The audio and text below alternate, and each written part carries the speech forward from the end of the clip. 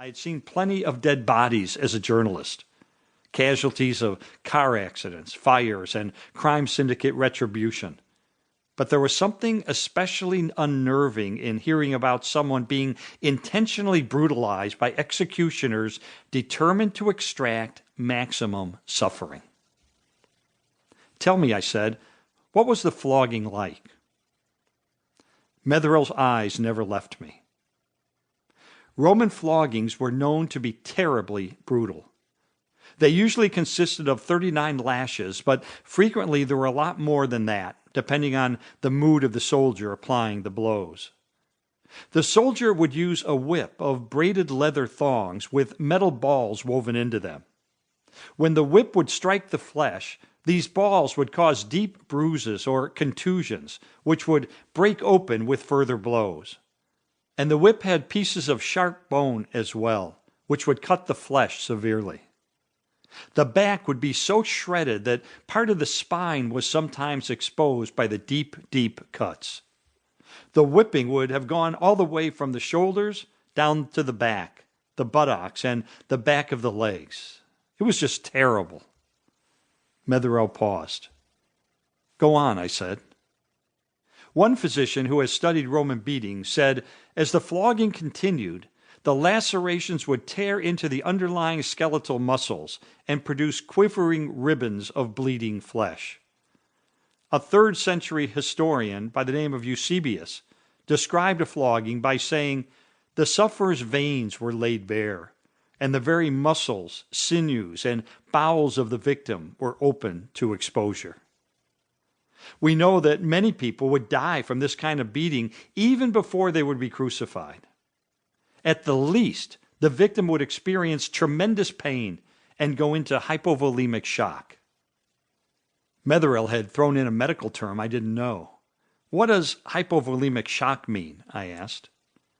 Hypo means low, vol means volume, and emic means blood. So hypovolemic shock means the person is suffering the effects of losing a large amount of blood, the doctor explained.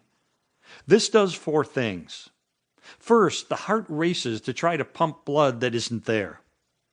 Second, the blood pressure drops, causing fainting or collapse. Third, the kidneys stop producing urine to maintain what volume is left.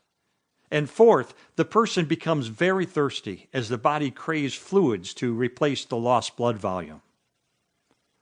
Do you see evidence of this in the gospel accounts?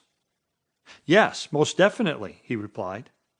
Jesus was in hypovolemic shock as he staggered up the road to the execution site at Calvary, carrying the horizontal beam of the cross. Finally, Jesus collapsed, and the Roman soldier ordered Simon to carry the cross for him. Later we read that Jesus said, I thirst, at which point a sip of vinegar was offered to him.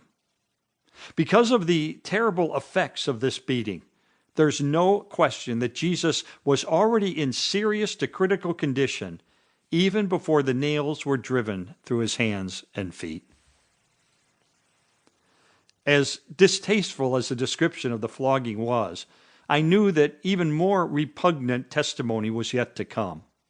That's because historians are unanimous that Jesus survived the beating that day and went on to the cross, which is where the real issue lies. These days, when condemned criminals are strapped down and injected with poisons or secured to a wooden chair and subjected to a surge of electricity, the circumstances are highly controlled.